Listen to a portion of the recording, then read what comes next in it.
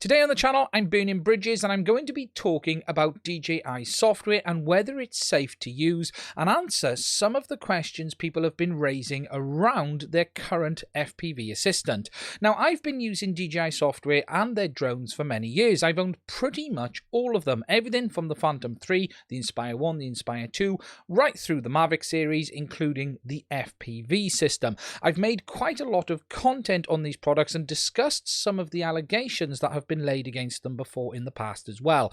However, in recent weeks, there's been a lot of chatter around software security again with the release of the FPV Goggles V2 and the new assistant that flags up as having a Trojan on board.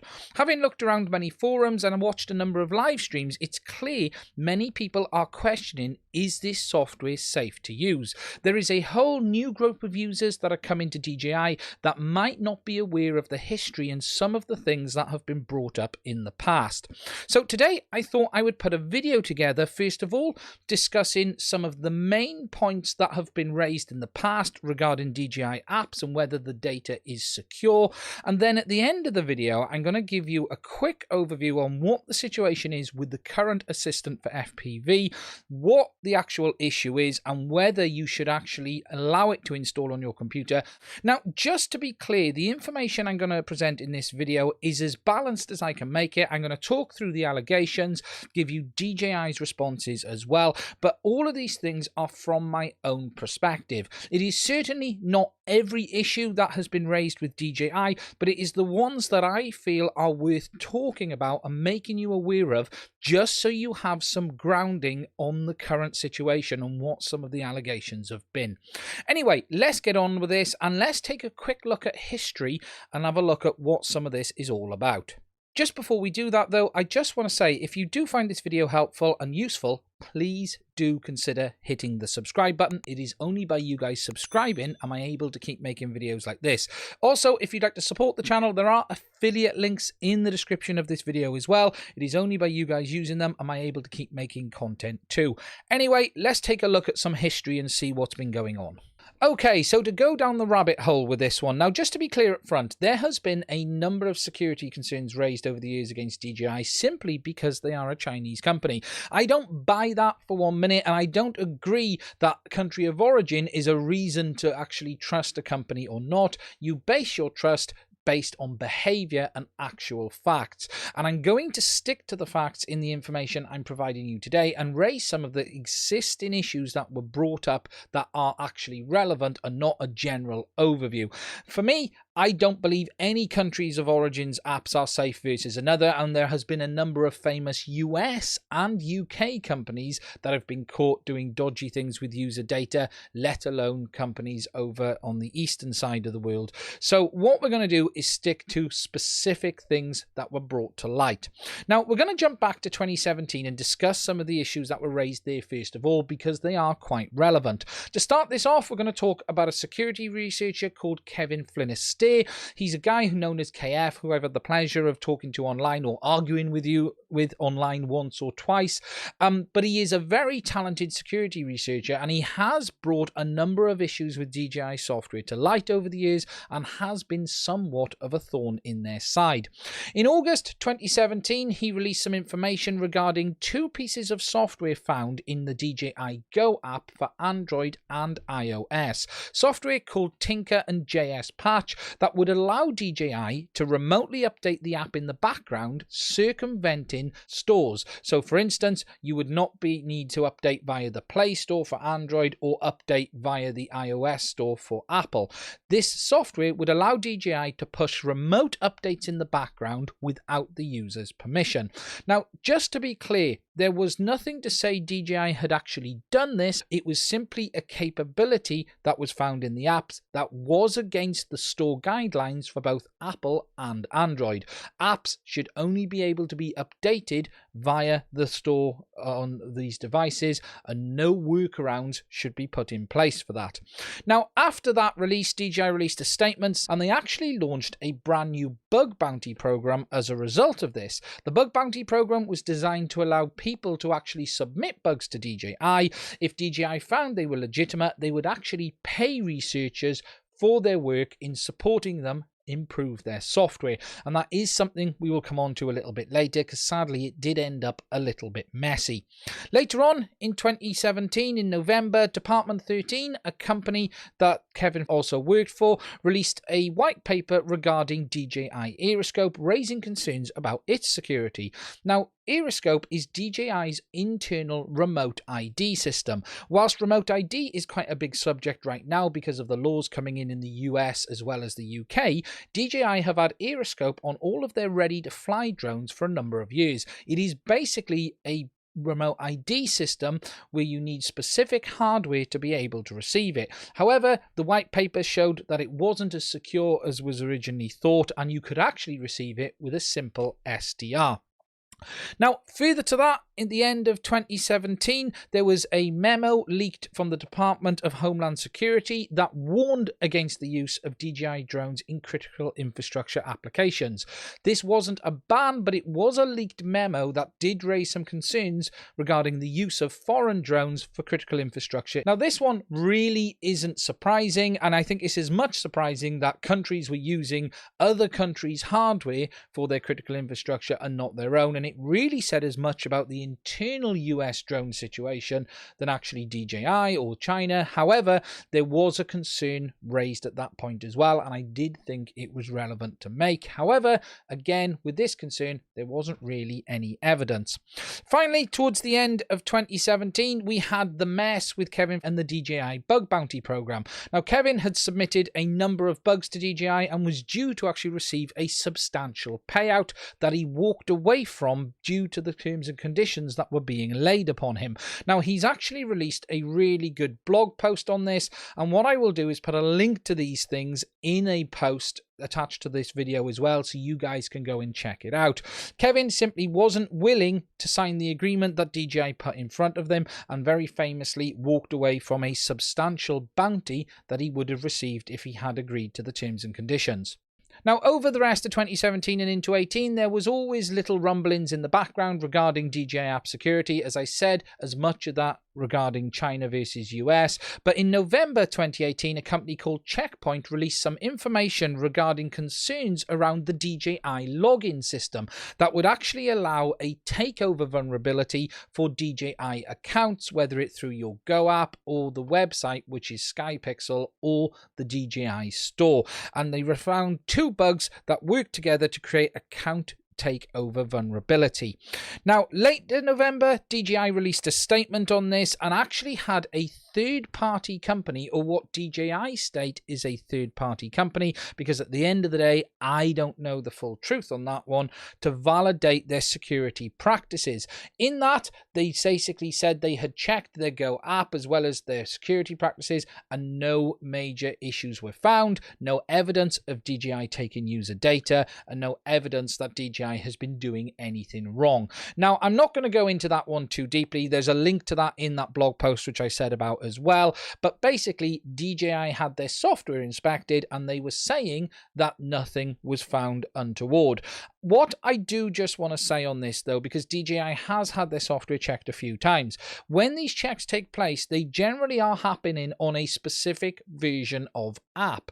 There is nothing to actually say previous versions of the apps didn't have concerns. For instance, if we go back to 2017 with the JS hooks issue in iOS, that would have been picked up by those researchers, but it had been removed. So when these apps are being checked, the current app version is what is being checked, and there isn't anything to say previous versions didn't have something going on, but that stands for any manufacturer as well.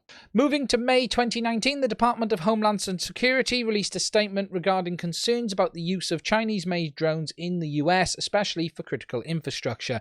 Now, DJI replied to this with a statement branding it misleading and untrue, and again, I'll put a link to these in the description of this video as well. These, again, were reports of potential concerns, but no actual evidence of data being transferred back and forth. Moving forward to May 20, a number of issues again were raised with the DJI Go 4 app when used with their drones. Specifically, a research company called Synactive found a number of bugs that they felt raised some real security concerns. These include the ability for the device, or the app I should say, to call home in the background and actually be updated remotely to a different server outside of the Play Store. Now, to be clear, these were only on Android, not iOS devices. They also found a Mobitech component as part of a third-party plugin that could potentially collect user data in the background, and they also say that when they closed the Go 4 app on their device, it would open up again by itself in the background, and they couldn't actually stop it doing that. Now, as a result of this, DJI actually released a statement talking about these issues. They addressed each of the issues one at a time, specifically the calling home and the updating of the app outside the store. They said it was a security process to allow users to actually make sure they had the correct software should something actually go wrong or such their app be interfered with. With regards to the Mobitech component, DJI said this was part of a third-party plugin and not their software, and as regarding the application starting by itself, they could find no evidence of this taking place. Now, they have released quite a large statement on this, and again, there will be a link to it in the description of the video.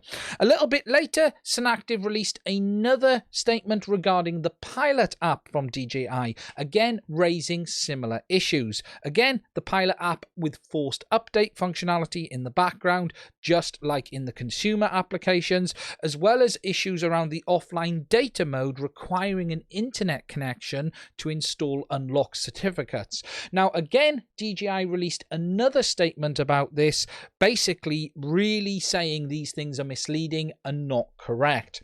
Now, just to give you my take on these last two things, these in some ways are very similar to the information that was brought up with KF early on. DJI putting in the ability to update the app in the background without going through the Play Store, and specific issues around the questions of data collection.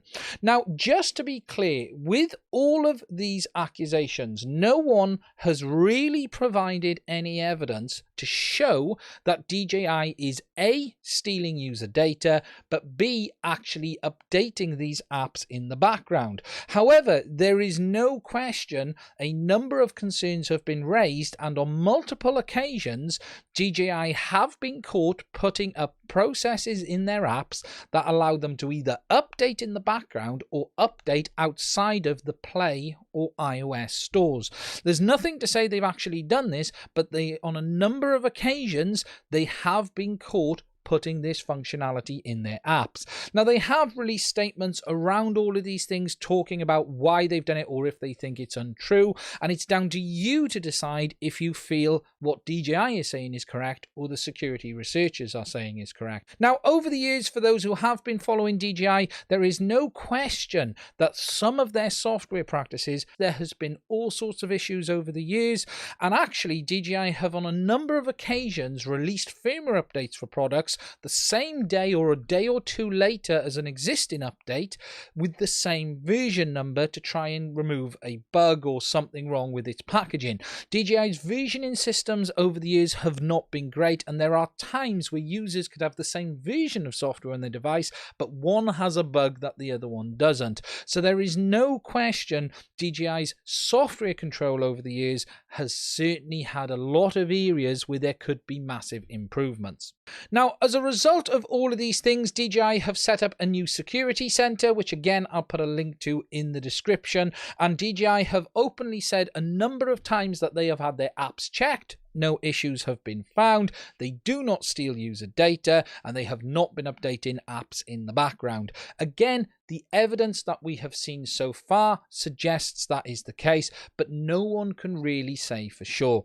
At the end of the day, DJI have not helped themselves a number of times here, because a number of these issues have been found, and whilst they have labelled these as bugs, they shouldn't have been there in the first place, and there has been a pattern of them wanting to keep this ability in to update the software outside the Android and Play stores. Now, jumping forward to today, and specifically the assistant for FPV and the issues users are having with that. For those who've bought the FPV Goggles version 2, they've had to install the latest assistant, and they have found that this is being flagged up in Windows as containing a potential Trojan. You are either blocked from downloading this software in the first place, or when you try to install it, you get a warning saying this software isn't safe. Now, just to give you my understanding on this, as far as I know, is a false positive. The software contains a behavior that has been known to also happen on this Trojan, and the software, Microsoft Windows Defender, as well as the other antiviruses within Google, are picking this up as potentially dangerous. If you actually have the software checked on a number of virus scanners, some will show an issue, some will not. So it's not clear that every virus scanner or malware scanner picks up a potential issue with this. It is though that the ones in Windows and Google do. So, do I think DJI software is safe? Should you be concerned about your data? And are you okay to install it on your devices? Well, at the end of the day, we can only go by what is publicly available. To this day, I have still never seen any real information that suggests DJI is actively stealing photo, video, or flight log data.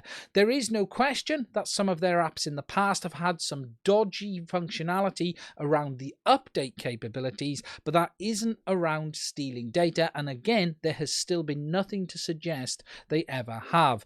Today, we don't believe any of this functionality is still there, but it does raise a concern that more than once, things have been found in the apps that either are communicating with servers unknown, or they have this ability to be updated outside the Android Play Store or the Apple App Store. But again, there's nothing to suggest that is there today.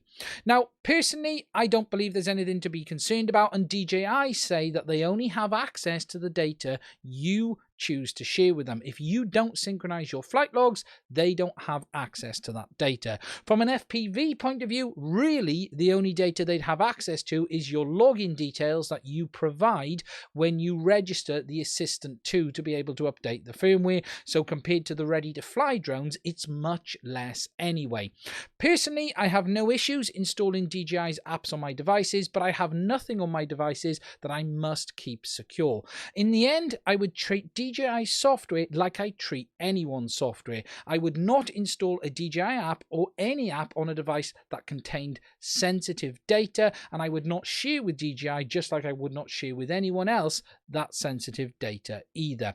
With regards to this situation with the Assistant 2 for FPV and the fact it's being shown up as malware, it simply is not acceptable. DJI software is still coming with these kinds of issues.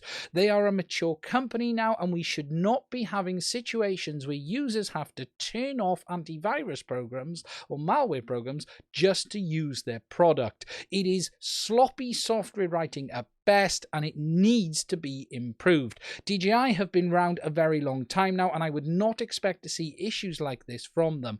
The fact we still don't have the latest versions of apps on the Play Store as well raises a number of questions too, and hopefully we'll see a resolution on that in the near future as well. However, for me, I personally don't believe there is anything to be concerned about, and with regards to this assistant for FPV, it appears to be a false positive rather than actual malware, and unfortunately, whilst you do have to turn off your antivirus or your protection to get it installed, you shouldn't have anything to really be concerned about once you've done that, as long as you turn them back on. So that's really the history on that. I hope the walk down memory lane you have found interested on that side of things. I just wanted to put some context behind some of the things just so you guys understand where we've been at over the years, especially if you're new to DJI with FPV, because many of us who've been involved in the normal aircraft have been dealing with this for years, but it's quite new to the FPV guys, basically. Okay, and that is it for this video. Now, I hope you found this information helpful. Just to be clear, I haven't gone over everything. There's been a huge amount over the years with regards to this. I've tried to just do a bit of a high-level overview of some of the important things that I think are worth knowing when we're talking about app data and some of the things that have been thrown at them.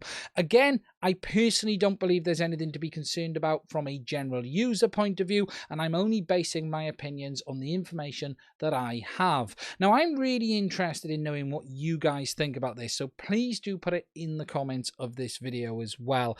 Again, if you do find it interesting, please do consider hitting that subscribe button, and don't forget to hit the little bell next to it as well. And if you'd like to support us, there is a link to the DJI stuff in the description of this video too.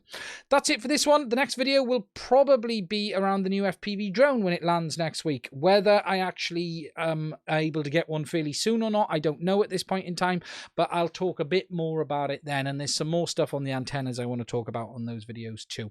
Anyway, that's it for this one. Thank you for watching.